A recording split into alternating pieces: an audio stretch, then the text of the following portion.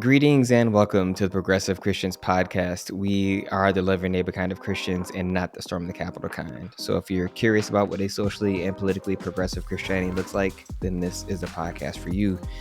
My name is Reverend Dr. Christopher Carter and I'm your host. I am a professor of theology at Methodist Theological School in Ohio, and I am the lead pastor of the Loft Faith Community at Westwood United Methodist Church in Los Angeles, California. We want to invite you to please rate, review, share, subscribe to the show and all that good stuff. Please, if you haven't already, like and subscribe. Like the video, subscribe to the podcast channel on YouTube. I'm actually also going to be making some updates to our YouTube page because we're still getting comments about like finding worshiping communities and things of that nature. If you're interested in having or listening to sermons, our Sunday sermons, they will be posted online, I think on Monday. So on the Progressive Christians page, and some of the pastoral notes and some of the things that I write. Just if you are in a space where you haven't quite found your community, or if you have found a community but you're interested in some of the things we're talking about, all that stuff's going to be on the YouTube page. So it's going to have some Loft content, but still primarily Progressive Christians content, just to kind of give some people some things that honestly people keep asking for. So that's a news update, I guess, for the crew, because I don't think I told y'all that yet. I made that decision. I was going to do that. I was like, I'm going to do this. It just makes sense. So a news update for everyone. Hot off the presses. And everybody's here to get the news. As you can see, Julia and I are in different places than we normally are because we're recording at a different time and life is happening. Life is lifing. Coming live from the Loft, the campus, Westwood UMC. The future podcast studio after we get on renovating it, and the past one. It's not gonna look like this. No. It's all gonna be much nicer, cuter than that. Yeah. When we move back in, Spectrum is down in my neighborhood, so I had to on location, as we say in the biz. Because heaven forbid we take care of our infrastructure and consider internet a basic utility in the same way that we do water and power. Don't remind me the fact that I don't have a service that I pay an absolute fortune for every month. But as you can tell, we're all here. We're all here. Wesley is like kind of halfway here. Wesley's in between vacations. But yeah, join us for the podcast. But I'm excited to be here regardless. Always a good time. Always a good time to talk about important. Our crumbling democracy. Yes, absolutely. Crumbling democracy. Yeah, that's pretty much it. So I want to give a shout out before we start getting to the formal stuff of the episode. There was a comment I meant to lift up last week that someone made on our podcast on that we did about young men, and that podcast has been our most popular in terms of immediate downloads so far. It's been really well received, but it's by Grace Loden. And they write, it's so wild for these young men who claim to have an quote unquote authority over women to then turn around and absolutely crumble existentially the moment a woman rejects them. Without realizing it, they have built an entire platform upon contradictions. You can't claim to be the dominant sex, yet fall apart when women don't reciprocate. They're showing who really is in charge over these men as far as which sex has power over which. Their whole platform is a contradiction. And I just saw that and I was like, it's so obvious, like, these men want to accuse other people of being a snowflake when they're like just so snowflake. The most delicate of us all. They're so precious. Oh no, one woman didn't want to give me her number and therefore I'm never, ever, ever, ever going to be partnered ever, ever again. Yeah. Also, like most of these men, it's just like maybe if you stopped being awful. Like, yeah, it's not difficult. Just the bar is in hell all the way. Oh my gosh. All the way. That's low. That is low. I will say, and they still can't clear it. As I am preparing for the episode where we talk about like different positive solutions, one thing I'm finding is kind of, I guess, a little bit of a teaser is looking at some of the nihilism that is pretty pervasive in Gen Z in general. because of the economic situation, a lot of them graduated into because of COVID and other things like that. Like, it's pretty interesting to see. I wonder to what extent this is impacting even the desire for romantic relationships, because there's so many other things that are happening or trying to happen. So anyway, I think Ooh, that's a good teaser.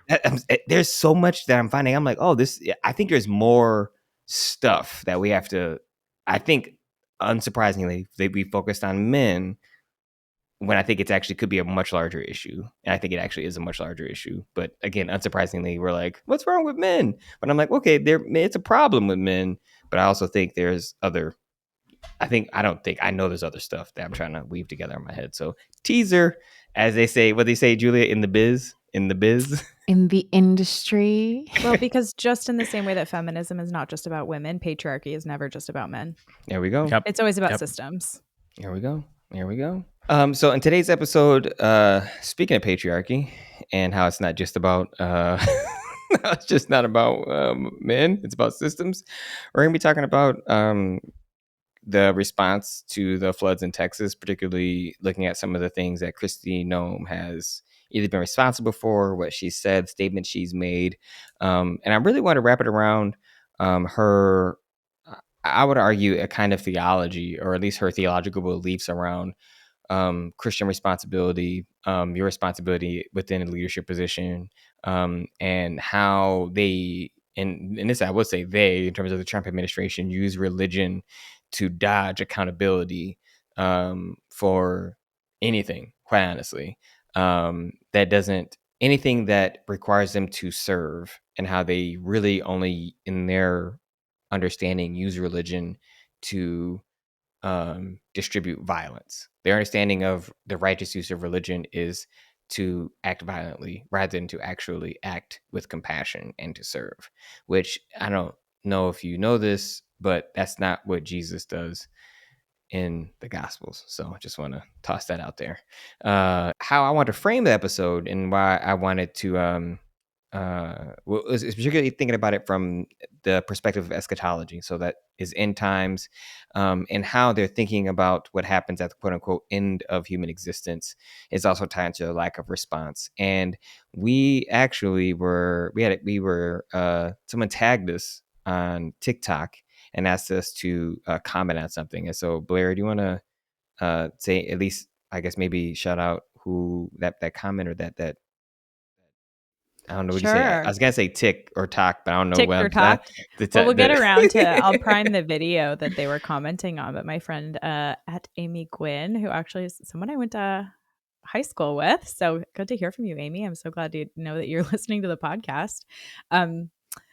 Just tagged us in someone going off about how insane the idea of the rapture is, and I'm honored that you think we have an opinion, and I promise you we do. So we'll circle back around to that too.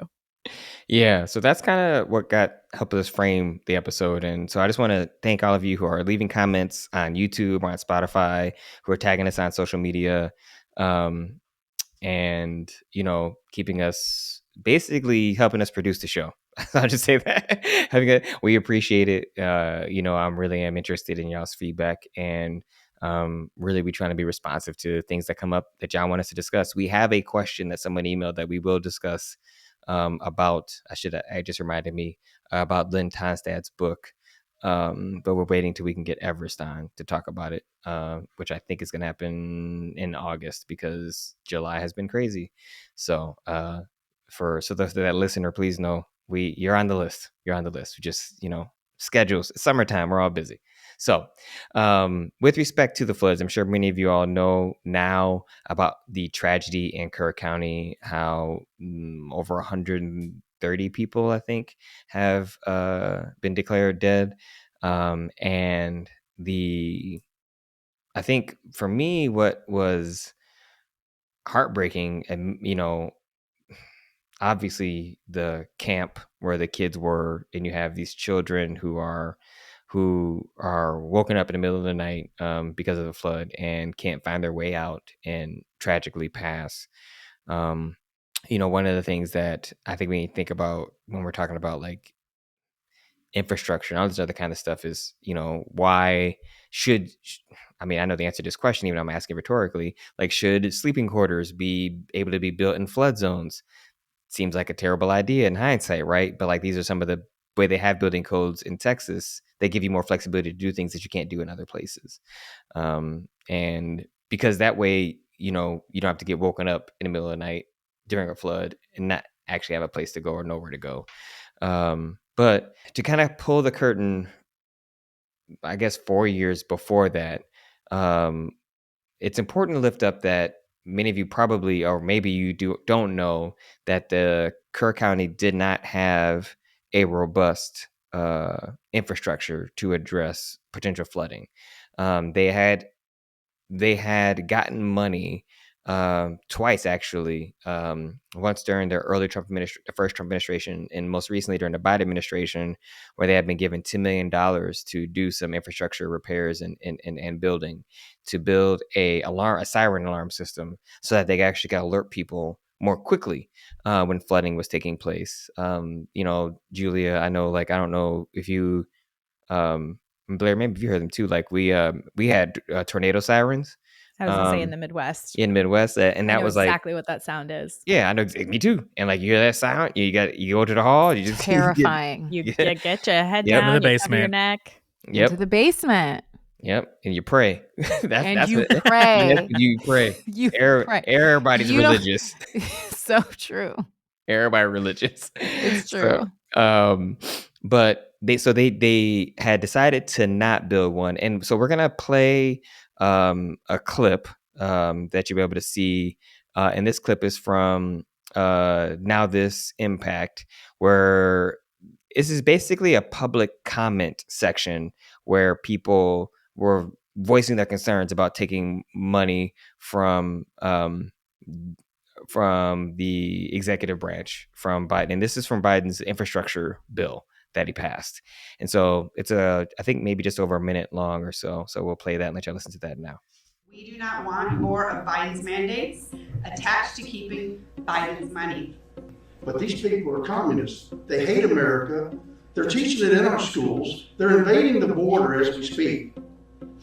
I don't think we should take any money from the federal government because they can't be trusted. Now, we don't need these funds here. We've done just fine. And we'll get by without them.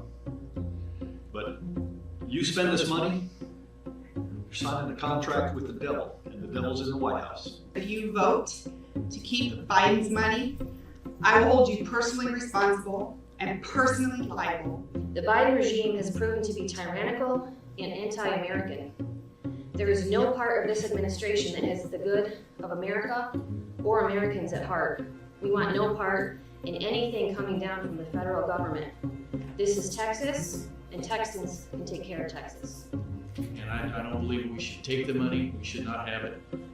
I don't trust our federal government. I don't think that they're truthful with us. And in these days and these times or whatever, we can't afford to make a mistake. So as you were able to hear, there are quite strong opinions about not taking the money. And what struck me, y'all, was the way in which you had people say, like, literally, I think someone said, if you take this money, you're making a deal with the devil. Because as far as he's concerned, the devil's in the White House. And I just thought, this is like, how must you feel in hindsight, right? Go ahead, Julia. What are these people talking about? Like, it reminded me and still reminds me of, how there are certain states that don't want any money for Obamacare. Yeah, they want to expand Medicaid. Yeah. It's like that. Like, You're making your people suffer on purpose to try to prove a political point. to own the libs. Like, what? What are they talking about? And genuinely, I don't understand how any of this has anything to do with the life and testament of Jesus Christ. I don't get it. Like, I can't make these connections.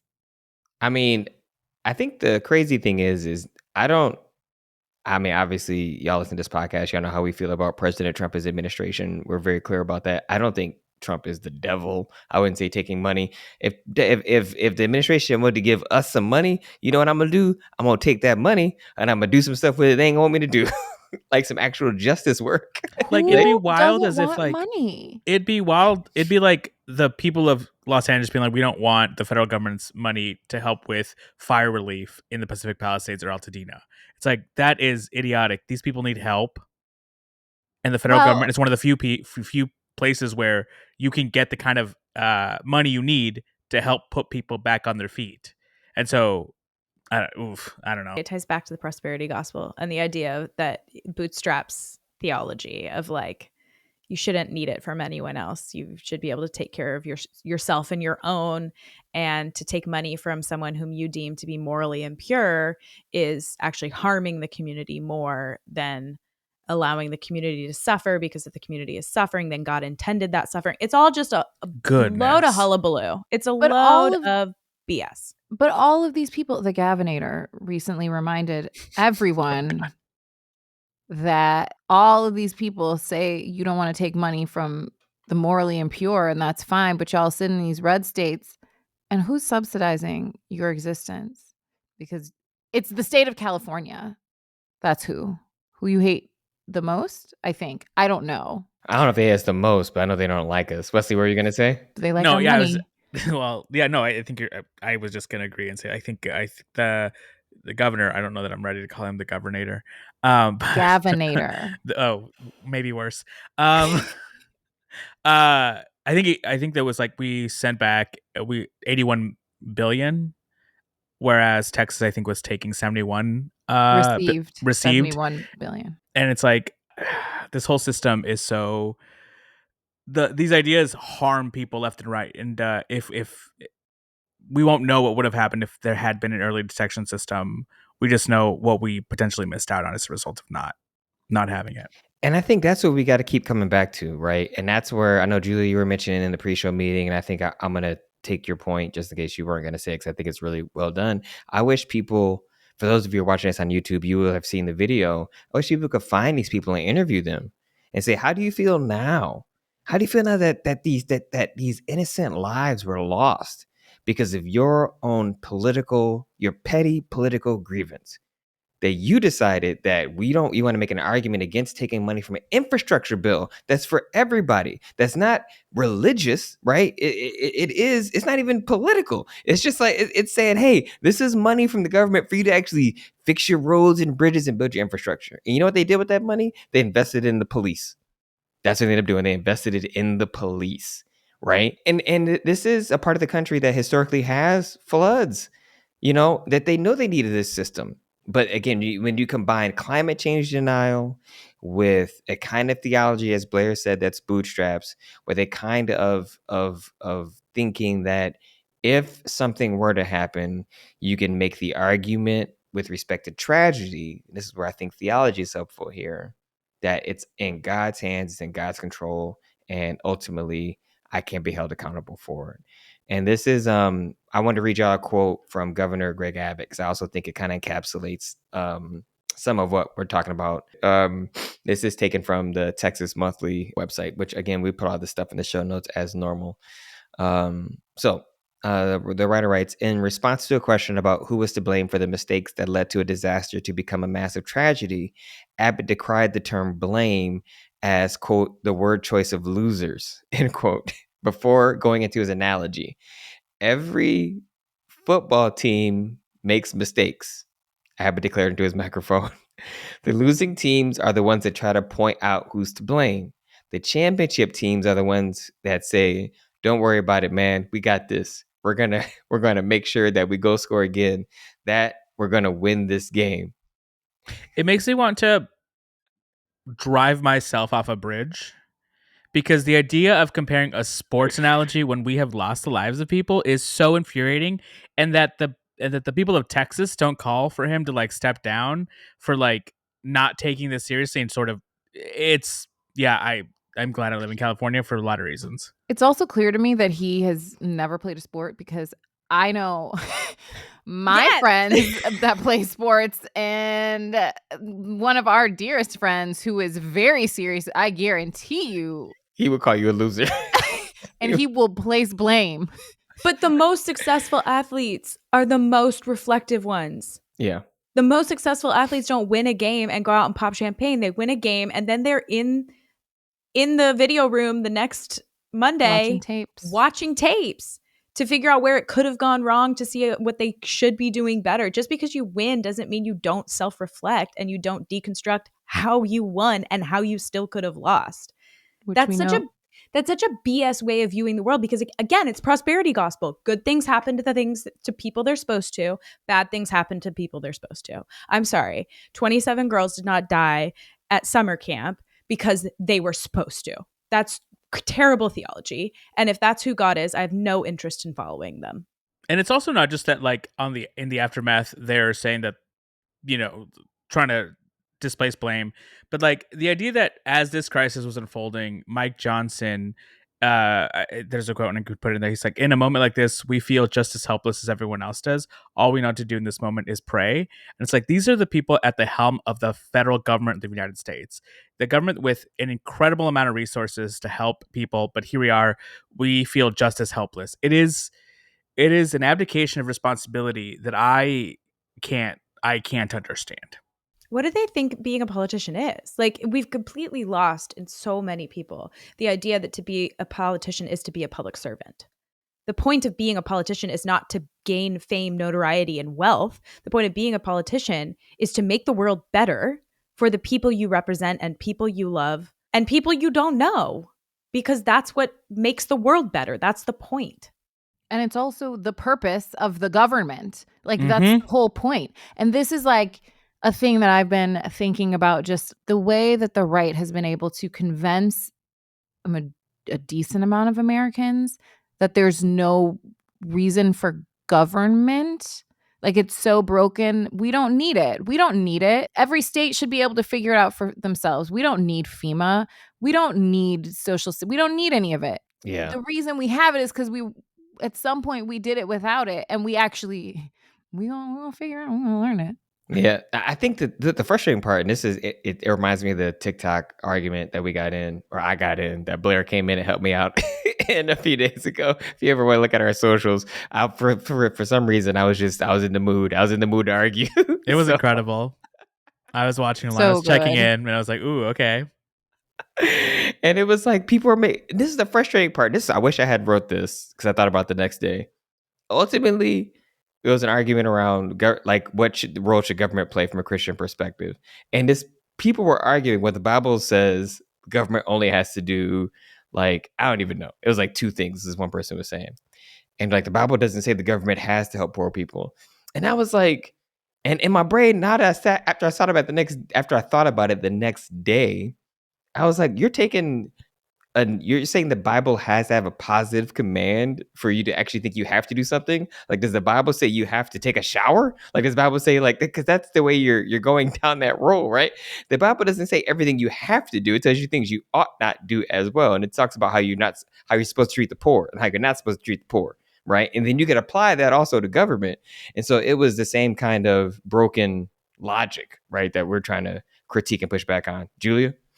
I mean, I know there's no logic, but another thing that I find, there's so many things, but the hypocrisy of Bible doesn't say that we should care for the poor, so we shouldn't, but also we should live in a Christian nation. That's why we shouldn't have abortion. Like, it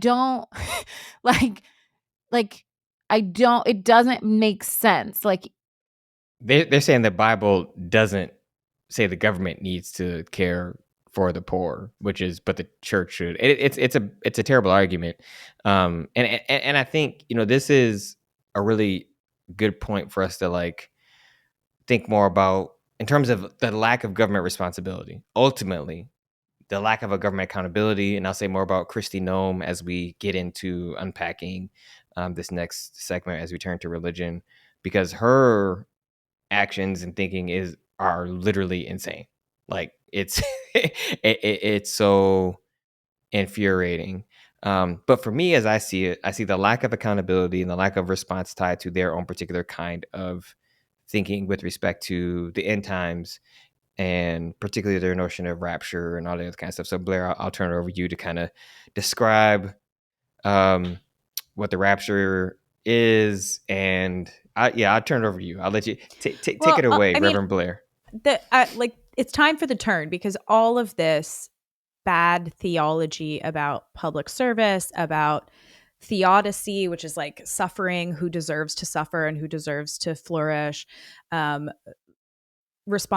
responsibility versus communal responsibility, all of these things are big separation from classical conservative American evangelical Christianity, is that they believe very strongly in predestination, and we do not. So they believe very strongly that, God is absolutely already preordained absolutely every single thing, and there's nothing you can do to change it. And I would say that those of us on this podcast and progressive Christianity in general believes in a relational God, like a God who actually does hear our prayers and gives us free will and allows us to move and respond in the world. That doesn't mean God couldn't control everything we do, but that God loves us so much that God chooses not to. And so this like rabid predestination theology just is used for all sorts of excuses and accusations to let people off the hook for bad behavior. And it makes me sick, and it leads to people dying. And ultimately, it's understanding the differences in this eschatology that helps us understand the political differences and the social differences and the cultural differences and everything else. So they don't believe in free will? I mean, ultimately, Blair, I'll let you answer too, but I actually think they don't believe in free will. I think many of them would say they do. But I think to believe in predestination, like the logical conclusion is that you don't believe in free will because you believe everything is already mapped out. So ultimately, the logical conclusion is that you are doing the things that God has already foreordained you to do.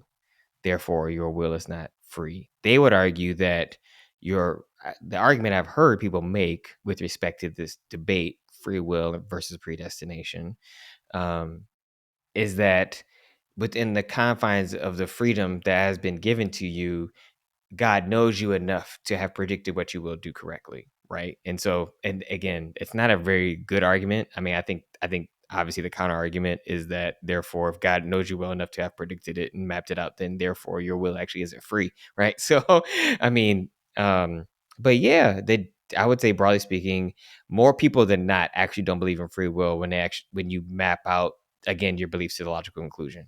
Blair, or go ahead, Julia. Well, so then what's the point of them trying to save everyone's soul? Because if God already knows that someone is sinful, then they're destined for hell, then what's the point in trying to save souls? Because your conversion is the evidence that God had already ordained for you to be saved.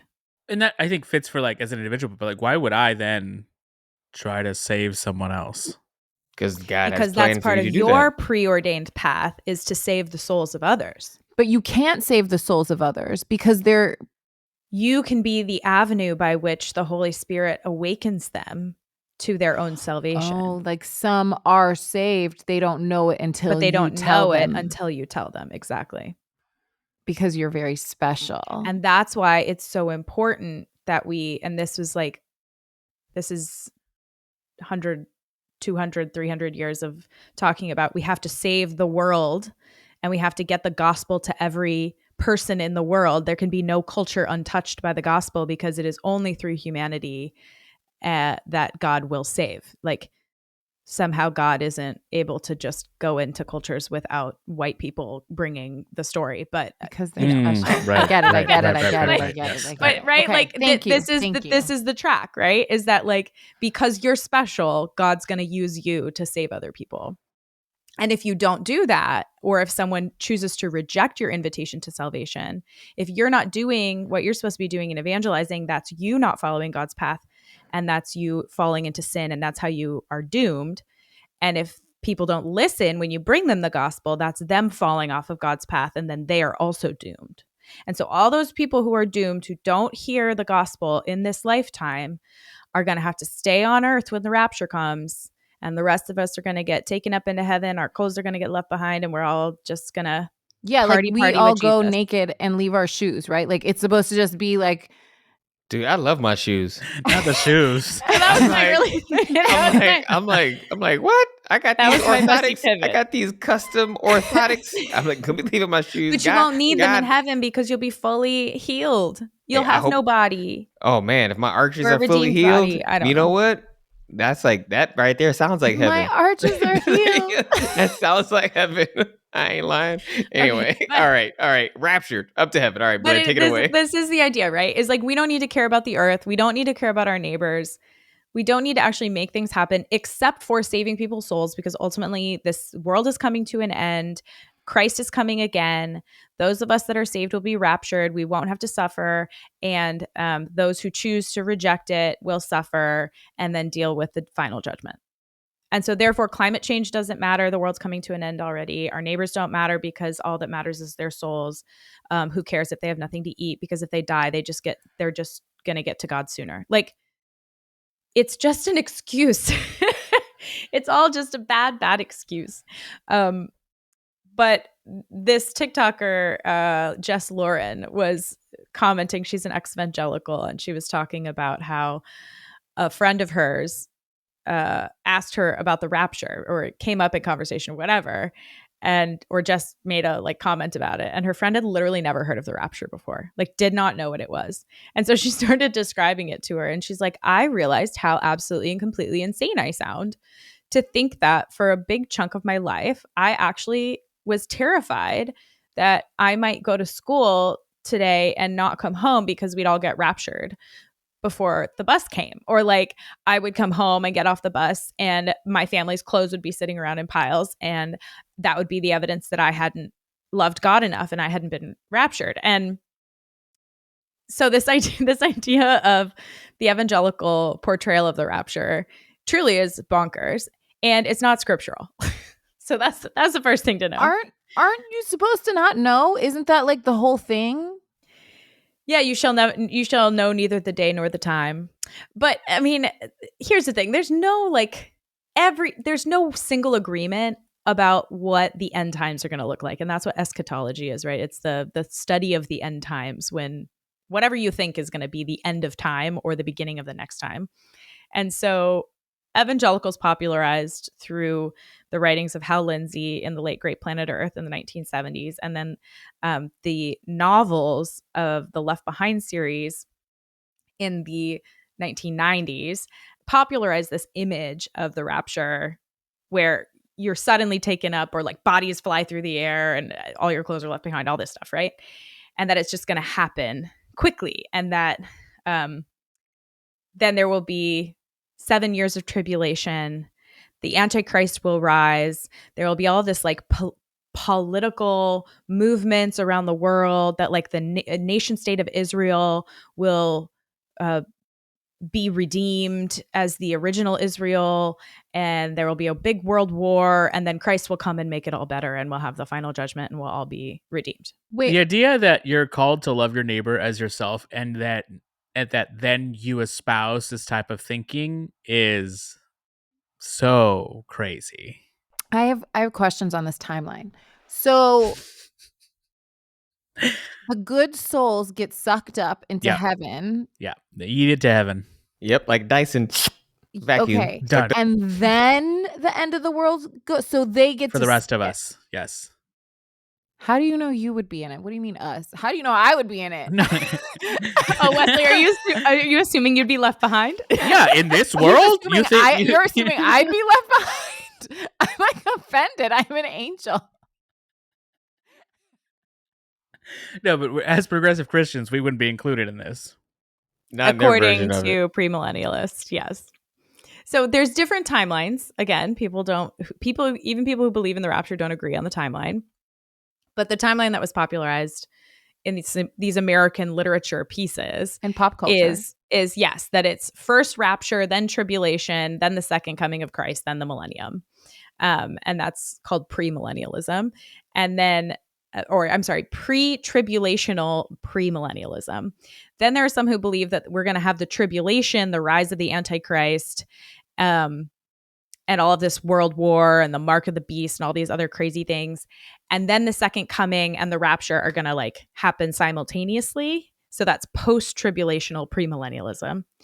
And then there's post-millennialism, which says there's no rapture. There will just be, we will establish God's kingdom and experience love. And then the second coming Christ will return and we'll all be redeemed. And then there's amillennialism, which are like Eastern Orthodox siblings hold on to, which is that the idea of the like millennium, this 100 years of like, or 1,000 years. How long is a millennium? I don't remember. 1,000 years. Of like joy and happiness and lovey-dovey. That's just all a symbol, and that Christ will come and will know neither the day nor the hour, right? And there's different scriptures all throughout that people use to justify these different things. But the specific idea of the rapture comes from two particular scriptures. 1 Thessalonians 4:15 through 17. And that says, according to the Lord's word, we tell you that we who are still alive, who are left until the coming of the Lord, will certainly not precede those who have fallen asleep. For the Lord himself will come down from heaven with a loud command, with the voice of the archangel and with the trumpet call of God, and the dead in Christ will rise first. After that, we who are still alive and are left will be caught up together with them in the clouds to meet the Lord in the air, and so we will be with the Lord forever. And so that scripture is used to imagine that like all the Christians who have died before us, they've been just like sleeping quietly in their graves. And when Christ returns, they're going to like literally be risen up out of the grave, resuscitated. Well, not resuscitated, but resurrected, and then taken up to be in union with Christ as we are also taken up out of our clothes.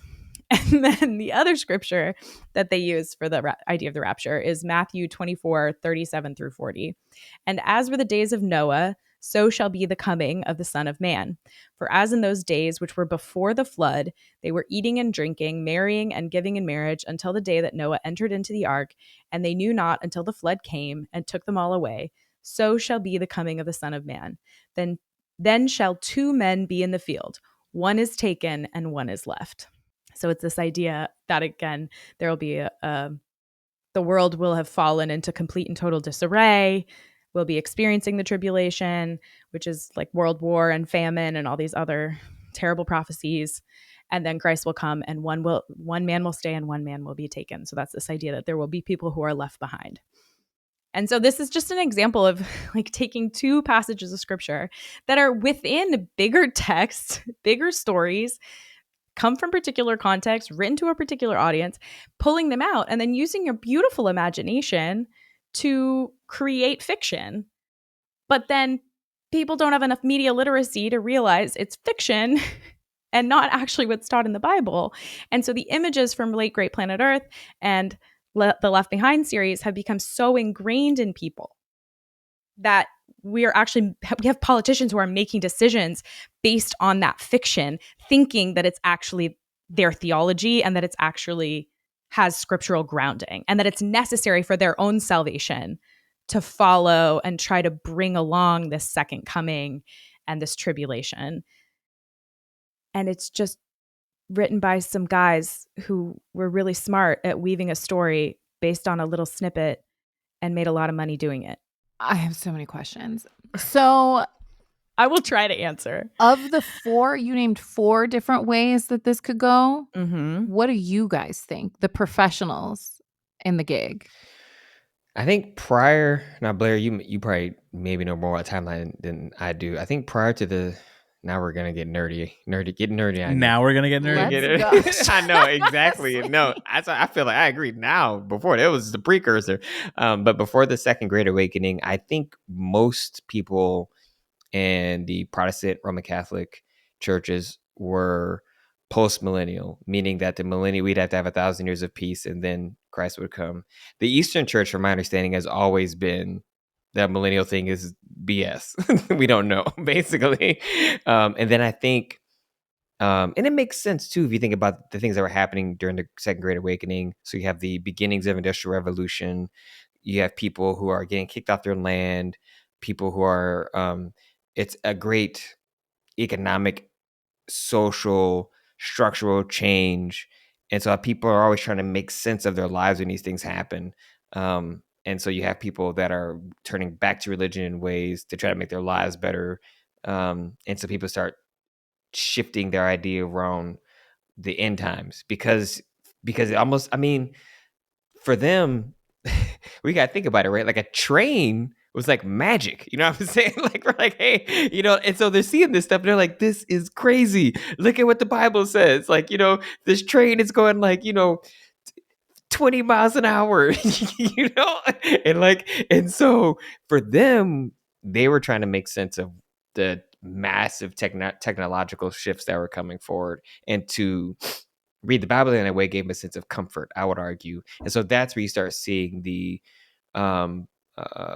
premillennial, two different versions that Blair knows way more than I do. But that's what I remember learning, is that it was the second great, like, Industrial Revolution is around the time you start seeing new ways of interpreting these passages begin to emerge or become more popular, I should say. But you didn't answer my question. Oh, what do I believe? I'm sorry. I'm more of the Eastern Orthodox, probably, as I would say, or the post-millennial. I think it's either. But I mean, is it something where also, let me tell you what my mother used to say when I used to ask. She'd be like, the point is, we're not supposed to be worried about it. Yeah, that's what I was going to say. And that's what I was going to read. So Mark 13. What does Jesus say? Jesus Doesn't says, a lion lay down with a lamb somewhere? That's in Isaiah. So again, metaphorical. Jesus says in Mark 13:32, or we have, scripture says, but nobody knows when the day or hour will come, not the angels in heaven and not the Son. Only the Father knows. Watch out, stay alert. You don't know when the time is coming. Basically, what we have in the gospel is when Jesus is talking about the return of God, or the fullness of the kingdom, if you will. It just doesn't know. It's written in such a way where it's like, we don't know. And it basically, in Matthew and in Mark, makes arguments around not particularly worrying about it. And that, broadly speaking, is my ethical framework. It's just not something we can ever know. And I think it's a waste of mental energy to worry about it, personally. So Blair, as the other professional, what is your opinion, Blair? Well, I mean, I read the Left Behind series while I was getting into CCM music when I was in junior high school. And so I definitely believed I was going to get raptured for a while. And then I learned more about progressive theology. And I was like, oh, it's like we have to bring it about. The kingdom come, thy will be done on earth as it is in heaven. But we have to bring it about because that's what our job is as Christians, is to make the world be just. And that was actually, I now understand, like a militant progressivism, which is really dangerous. And that's a whole other podcast for a whole other day. So, I don't think we make God do anything. So I definitely am now solidly like in the mystical amillennialist camp of like, oh, we're not supposed to know. And if we can experience God's kingdom here and now, then we ought to help do that. But like, that's not my job to figure out. My job is just to love God and love neighbor.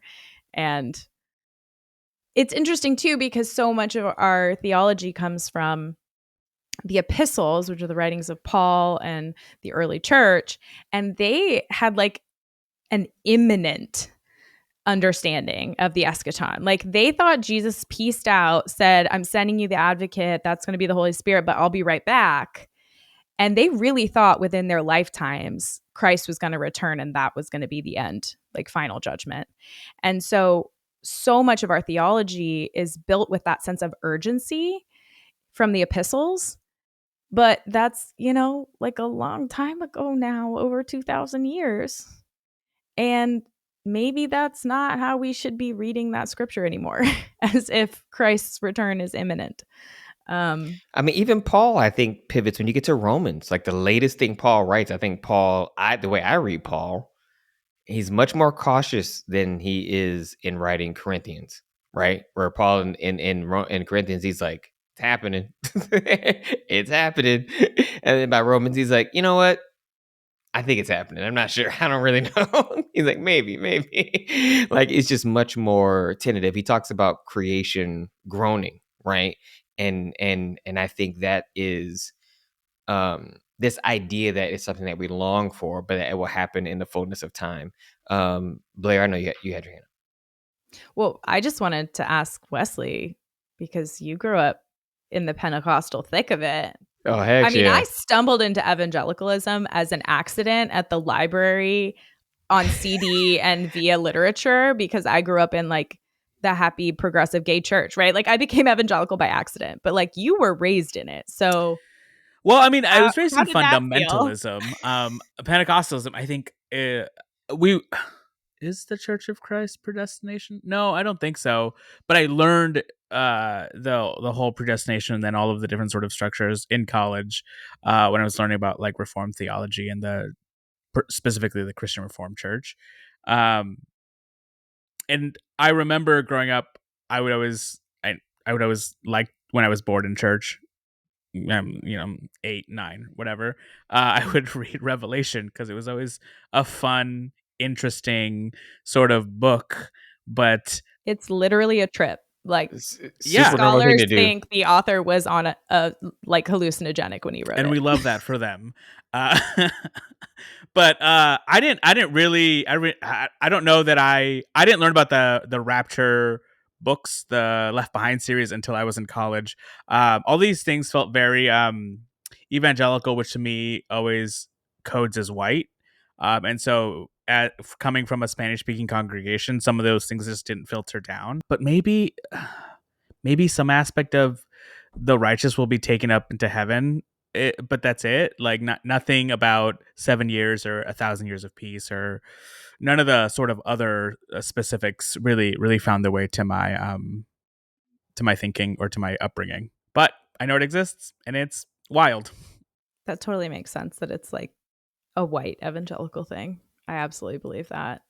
And the last thing I want to know about this sort of popularization of the Hal Lindsey vision, and I'm saying that because it really is like a created vision in the same way that Dante's Inferno is a created vision of hell that made its way into popular understanding. And now more people describe hell the way Dante did than they do the way the scriptures do. It's the same way with the rapture. People describe it the way Hal Lindsey did, and not the way it appears in scripture. And so what's so important about understanding that is that Hal Lindsey specifically grafted these ideas onto events that were unfolding in the 1970s and 1980s in geopolitical life, right? So he actually predicted that the rapture was coming after Israel had been established for one generation, and he applied that specifically to the modern state of Israel reestablished in 1948. And that became so embedded in the political mind of people that the Reagan administration, it all goes back to Reagan, had people who were quoting Hal Lindsey as the reason they were making geopolitical decisions and decisions about American international relations. So this idea of rapture theology and the geopolitical situation and that we were supposed to bring about the second coming also served as a fuel for reviving evangelical involvement in American politics. So it's all tied up together in this really nasty way that's difficult to pull apart. And so when we hear people talking even today about, well, we can't take that money from him because he's the devil, he's the Antichrist, that's directly from Hal Lindsey's influence in the 1970s. And we're still hearing it in people's psyche today. But what's so crazy is like, I remember, I mean, how many have we survived? Like there are all these people that like, they're like, oh, because of the numbers and this code in the Bible, it's going to happen on this day. And there are people that believe it. And I remember, and there was one in like the aughts, and I remember sitting at a bar with my mom. Well, not at a bar. We were in the table area of it doesn't matter. There's nothing wrong with being at a bar with your mom. I think I was So a cool mom to me. I don't think Mrs. Black would have been at a bar with her underage daughter. That's what we're respecting, Mrs. Black. Yeah, underage. This is the aughts. These are the I was barely born, but just a little baby. I was just a little at baby a restaurant where there also was a bar. Anyway, really worried about the rapture because someone said that it was coming, and I remember being like, so like, how does it work? Like, does it start in Australia and like trickle over? Like Santa, like how does the timing of it work? Because does it all come on at once? Will we have a warning? Yeah, Yeah. like, so will I know? Like, oh, there are clothes in Australia, so like I better say 7 Hail Mary. Like, you know what I mean? Like I better get a rosary. Like what? How? I don't even know what the rule. I guess I should It's learn. probably too late if it's already started. I mean, I don't know. Just Well, if real it's quick, going the time sinner's prayer. zone. You pull that out of your wallet, start handing out. Yeah, if it's time zones, then I might have a minute to save my soul. You know what I mean? Like, but we've survived a few, but yet people still believe that it can be predicted. Like, I don't understand. I don't understand how people can say that they believe parts of it. Like, but if you believe it, then you should also believe that you will never know. I think this is where I want to turn her. So I'm going to answer your questions a little bit, Julia. Then I want to say this is where I'm always mindful of the thing that Wesley and you both always tell me is just about how people can lack critical thinking skills. First of all, Wesley's always fond of telling me, well, this is just the internet, Dr. Carter. This is what's on there. That's how people are. And I also think that, in I guess a more generous interpretation is I think people, when they're desperate, are just trying to find answers. I think they're trying to find answers to give them a sense of comfort to get through the next day. And I think that, and this is me doing, Julie, you mentioned, I don't know if this is, maybe this is the pre-show meeting actually about, I think it was a Medicaid expansion in states that haven't done it. And so I'm doing some research for a future episode. We're talking about what's happening with healthcare, and so they just expanded it in North Carolina, and like a couple of years ago. And one of these men, a farmer, basically almost lost his leg because he didn't have health insurance. And he was so frustrated with going to the doctor because he was being treated like subhuman, basically, because he didn't have health insurance. He was frustrated with the doctors because they were like, he doesn't, he's a farmer. Like he literally lives check to check. And now that he's gotten insurance, this other doctor has been interviewed is worried he's going to get taken away. And she's like, he's so jaded and hurt by the medical establishment that if he loses insurance, she's like, he won't come back to the doctor because he was so dehumanized, right? This is white doctors dehumanizing white Appalachian people. And so I think that sometimes we just forget, some people are their lives are hard. And the thing that stood out to me, and this is, again, I guess I'm teasing for a future episode, is like so many of these people are so stressed out, living so check to check, aren't engaged in the political discourse like we are. They don't know who to blame. Like they don't know who to blame. And this person who helps do Medicare in North Carolina, and when they asked her, when I was reading it, they're like, do you think they're going to blame the Republicans? She said no, because I don't think they're going to know who to blame. And I'm just like, in my brain, I'm like, this is so infuriating. It's so infuriating that like, that you could do this to that they could do this to themselves, right? So anyway, Wesley, I totally see that, like someone who is disenfranchised or whatever, even white, like because of poverty, would want to cling to some of this. But the Hal Lindsays of the world who made a ton of money, the prosperity gospel pastors who have a ton of money, would it be too cynical to believe that they know it's not true and they just perpetuate it anyways, or do they have are they holding on to something that they think is true, and they're not in circumstances that they would be like, that they are marginalized or in whatever way, but they still hold on to this sense of this understanding of rapture? Like I don't understand that, because if you're a pastor of a prosperity church, you're probably doing okay, but you're still promoting this. Is it fully cynical? I don't know. I think that's where there's plenty of wealthy Pentecostal people who have this theology. Yeah, no, I do think that there is a large degree of cynicism. I think you're right. I do think there's people who are using it for capitalism, for capitalistic reasons, that know they can profit off people's fear. I mean, this is what the Catholic Church did with indulgences, right? Like before there was the Protestant Reformation. But like, even in that situation, like, were there no Catholic priests who like just really believe this? I think for me, it's really hard to like just think that there are people fully devoid of their humanity that would continue this. There's a handful, sure. Yeah. But like for something like indulgences to be like such a prominent thing, how many people would have had to believe that in leadership in order to make it a thing? I think more people believe it than we want to acknowledge. And I think that's also because spiritual maturity is a privilege. the time, the space, the energy it takes to build a mature spirituality that allows you to hold the tension of not knowing all the answers is a privilege. And not everybody, as Dr. Carter was outlining, like has the time, has the bandwidth, has the energy, has the access to material, has the like access to intellectual space and development, has access to mentoring, all these things, will go their whole lives truly, genuinely believing this, stage 3 fed to them mythical stories. I think the folks who are really, really wealthy and really, really profiting off of this, like the biggest money makers, they know.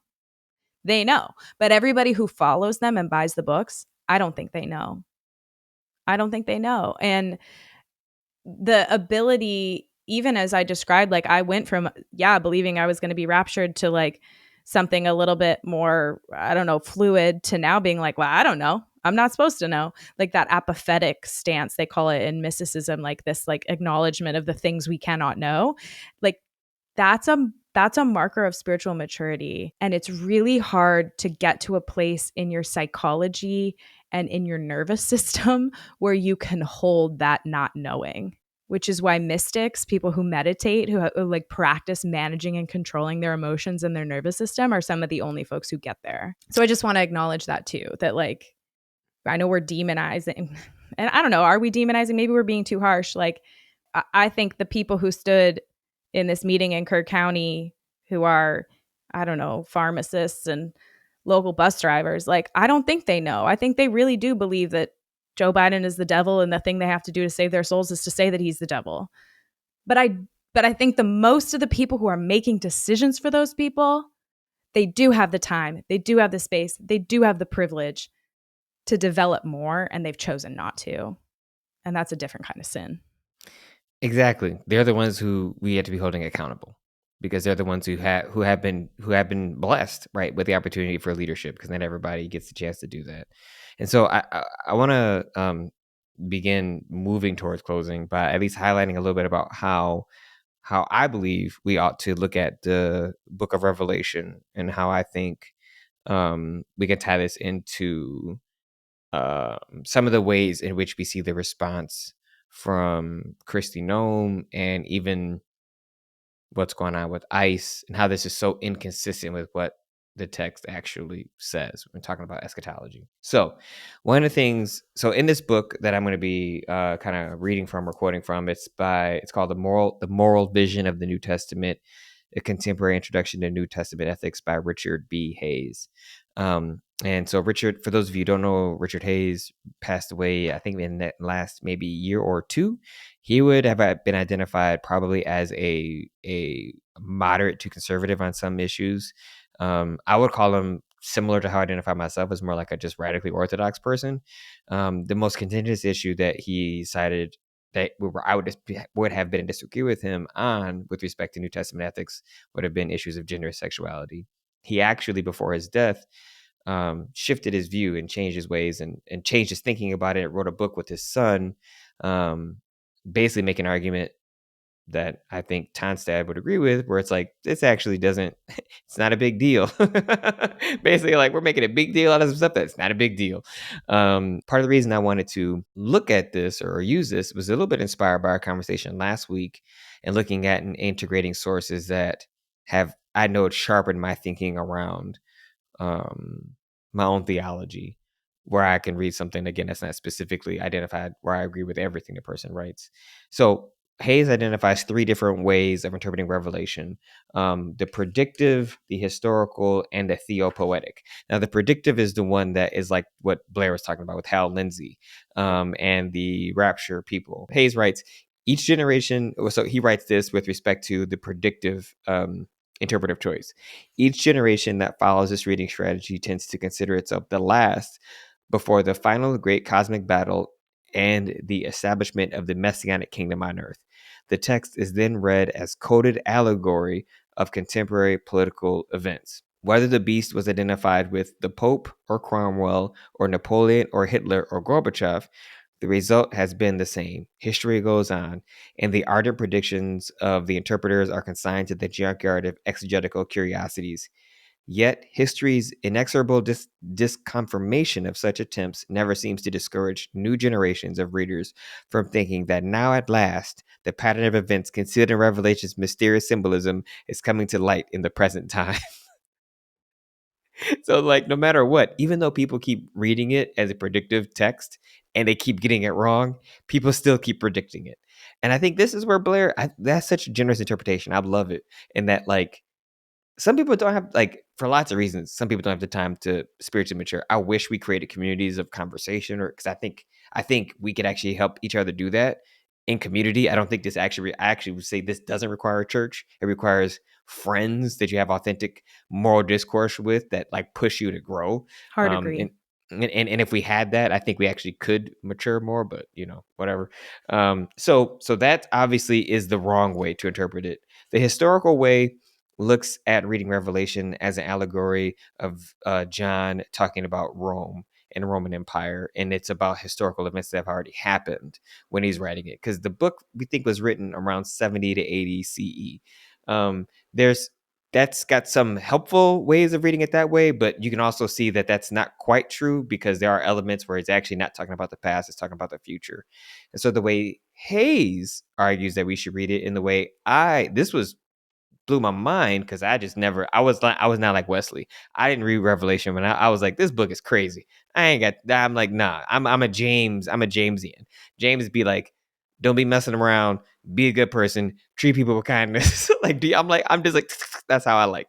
So, but Surprise, you turned into an ethicist. I know.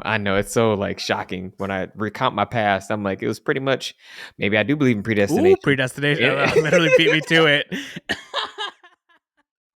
Like, maybe I do, maybe I don't. So Theopoetic, he says, another possibility exists. Rather than reading the text as a puzzle to be solved by identifying the dramatic persona and events, we could read it as a visionary, theological, and poetic representation of the spiritual environment within which the church perennially finds itself living and struggling. And this is what I love, because he's basically talking about how this book can help us understand what it means for us to be people of faith in a society and in a time when we are resisting people trying to pull us to fail to love, right? And how do we resist it, and what does it look like for us to struggle against forces that are trying to convince us that their vision of what God is, their violent vision, their political vision is what God is, rather than what we read in the gospel, where it's deeply rooted in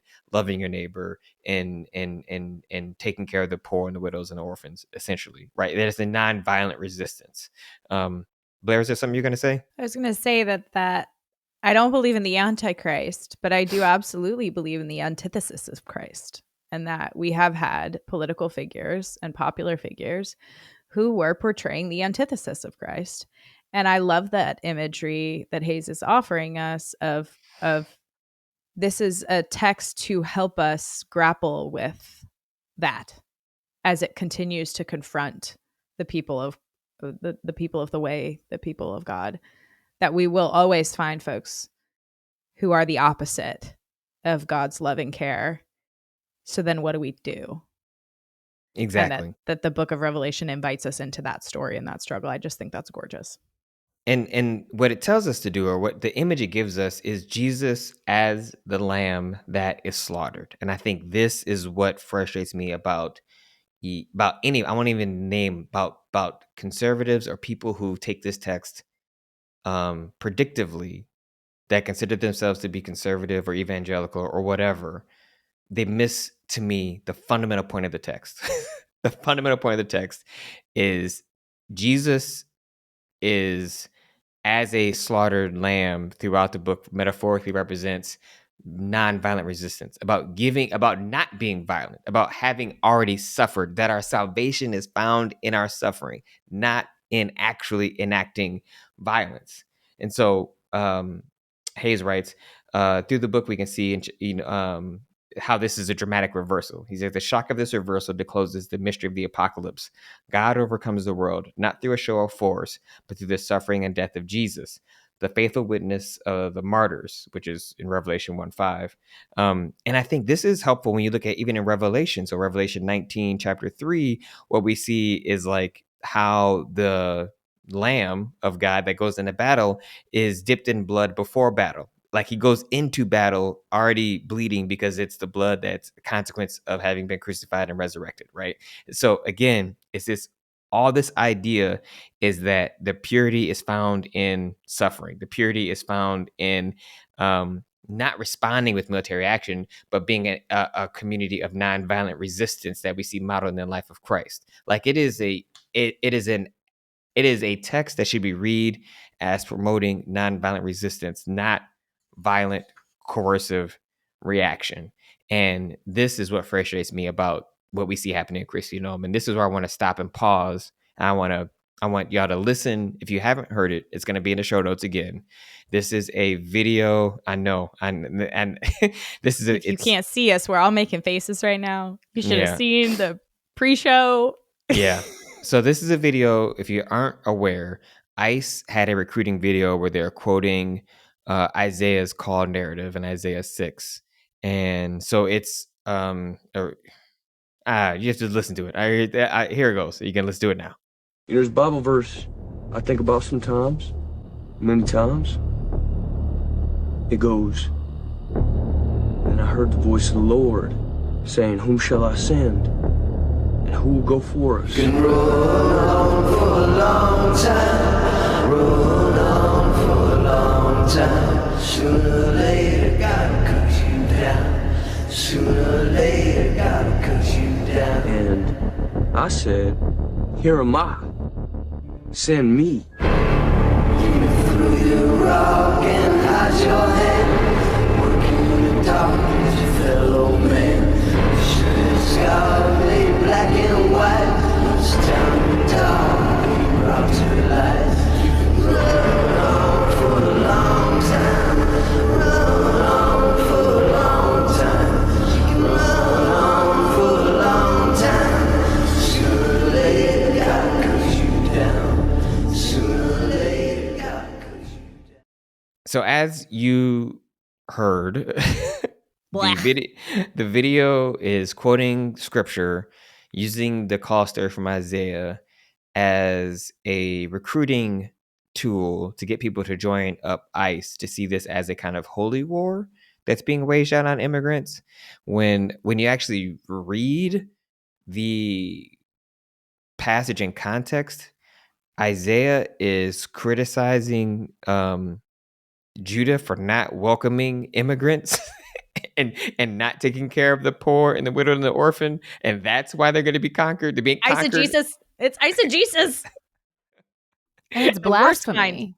It is blasphemy. This is taking the Lord's name in vain. This is what it is. It's not me being like, oh my God, that's not it. It's this. It is deeply frustrating. Wesley, what were you going to say? When you shared this video with us, I was speechless because it is like, I don't know if they're trying to recruit Christians. I don't know if they're trying to prop up this action as if it's more righteous. I'm so confused as to who they are targeting with this, other than people who don't feel like they have some sense of calling, and this gives them that.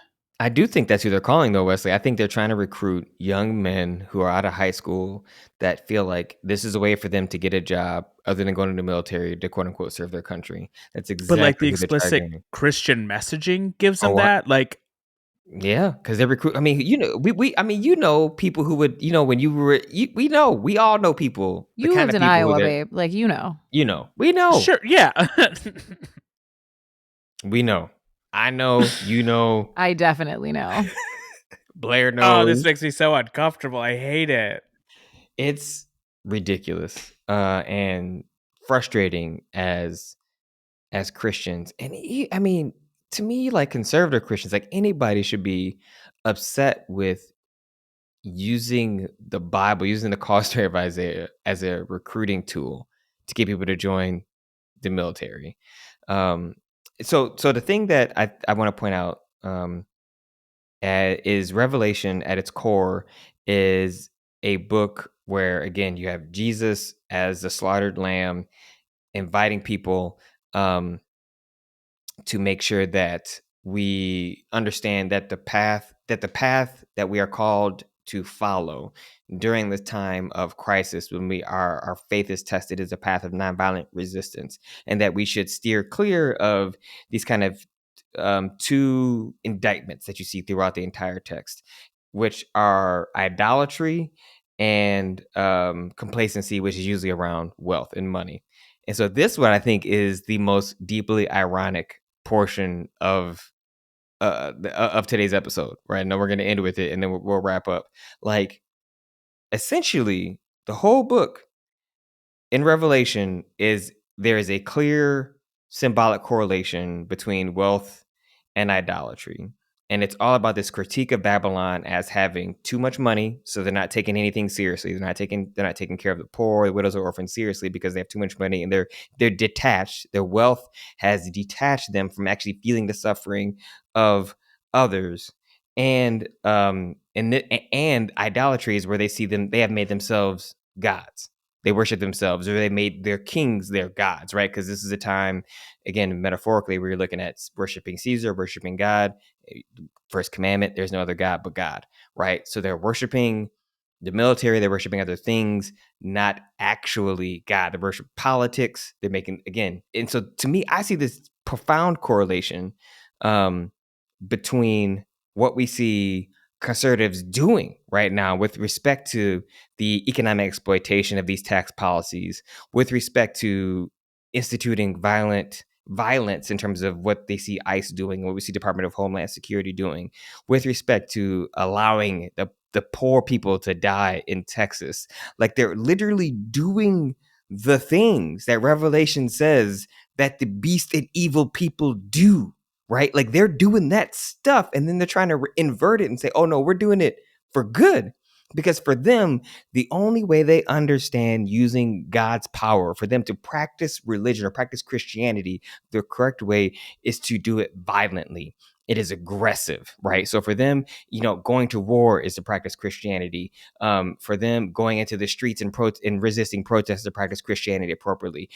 Bombing Iran, all these things, that's aggressive. This is what Christianity for them is supposed to be. But what we see again in Revelation, what we see in the gospel of Jesus, is Christianity is about compassion. It's about care. It's about being with. It's about healing. It's literally the opposite, right? The more feminine things that we see Jesus doing, that we see written about in Revelation, right? Like, that's what we're supposed to be. That's how we're supposed to set ourselves apart, right? Like, Revelation talks about going willingly, giving yourself over, dying, because you have committed yourself to nonviolent resistance rather than following a path of violence. And I think that, for me, is the most, I want to say it's profoundly ironic. It's frustrating. It's frustrating as someone who's like, you can look at it and see, like, you're doing all the stuff that is actually that should be obviously put you on the wrong side of Revelation, and you're doing it anyway. I mean, we've talked about how they think of God as violent.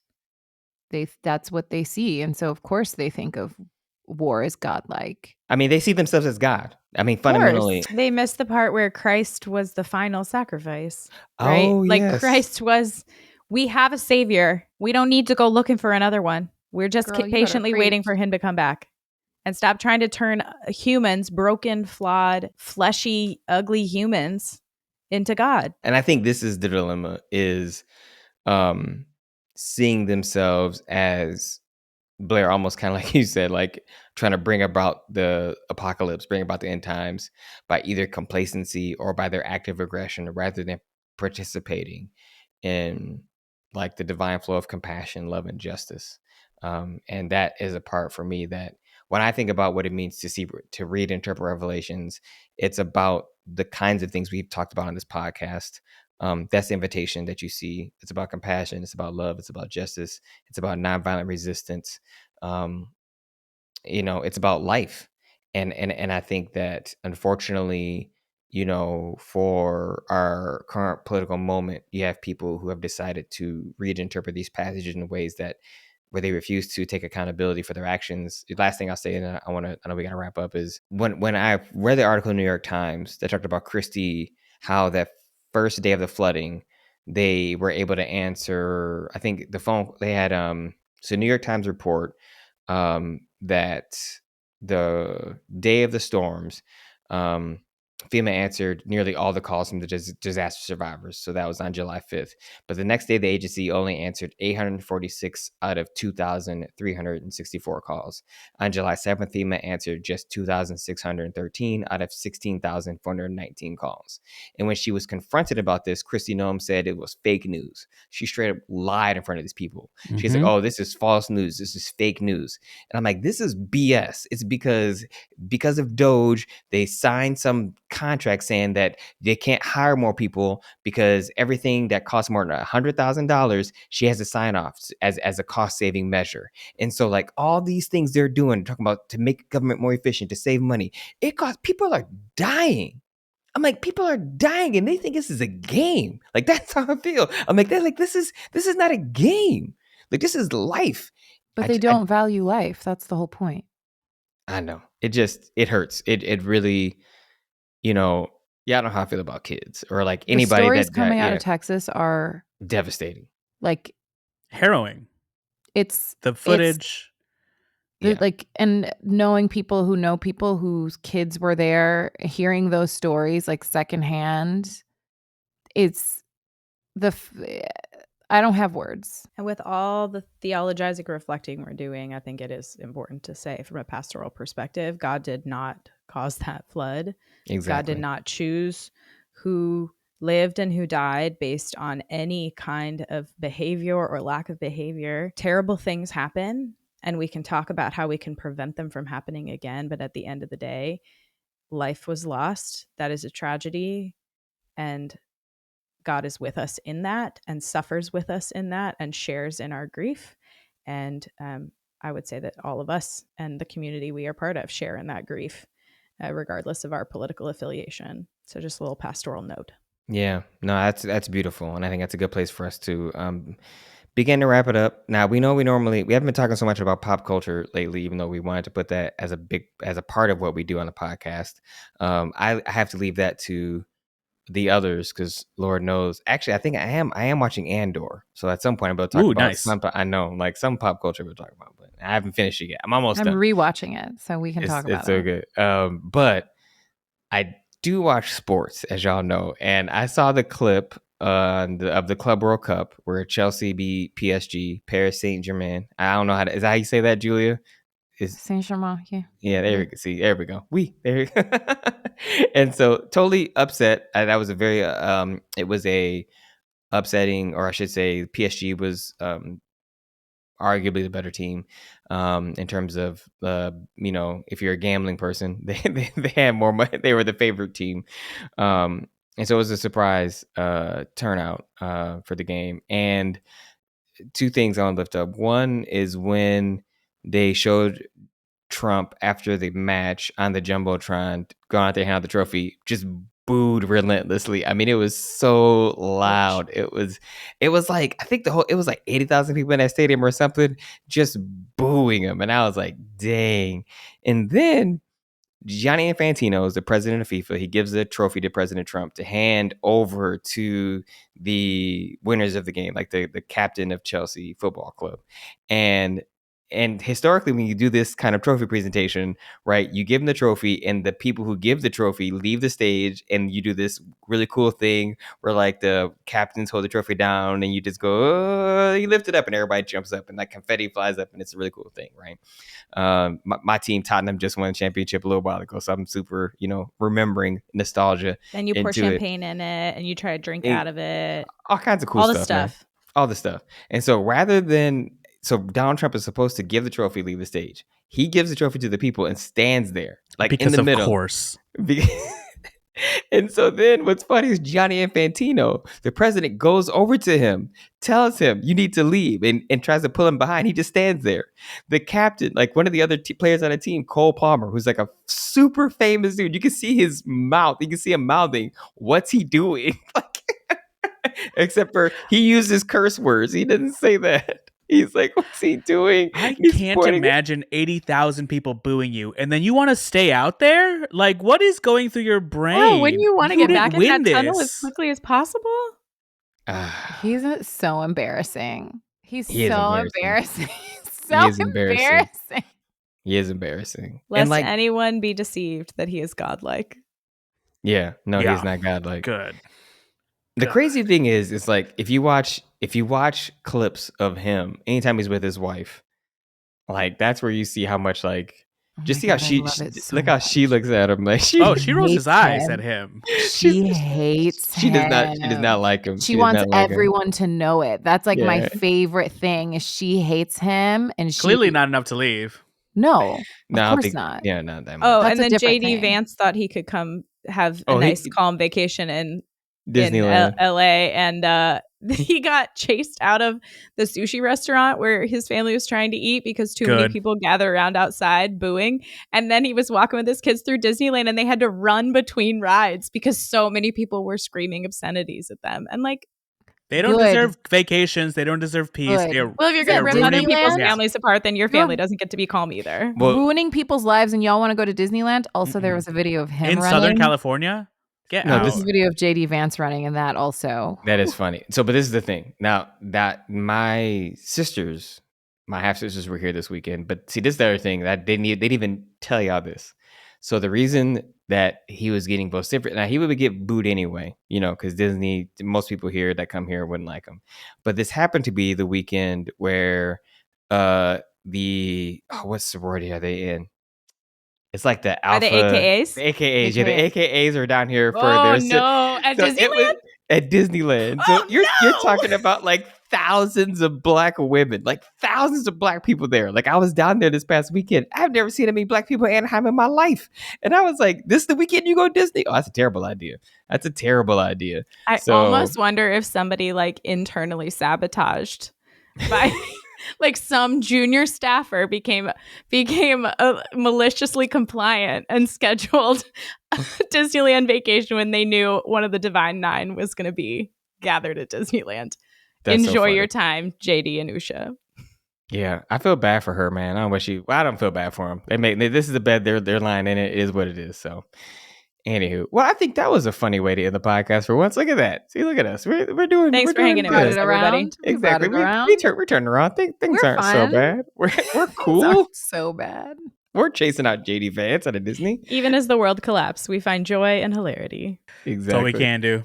That's all we can do. So thanks for joining us for the Progressive Christians podcast. The Progressive Christian podcast is ministry of the Loft, a worship community of Westwood United Methodist Church. If you'd like to connect with us and be part of the conversation, you can find us on all social media platforms at the Progressive Christians, and on YouTube at the Progressive Christians. If you have an idea for something you want us to talk about, hit us up on social media. We definitely are interested and want to take all those kinds of comments seriously. We also want to thank our wonderful audio engineer AJ, who mixes our show and edits it. Again, please rate, review, share, and subscribe to us on whatever podcast platform you are listening to this on, and we will see y'all next week. Bye. Bye. Bye.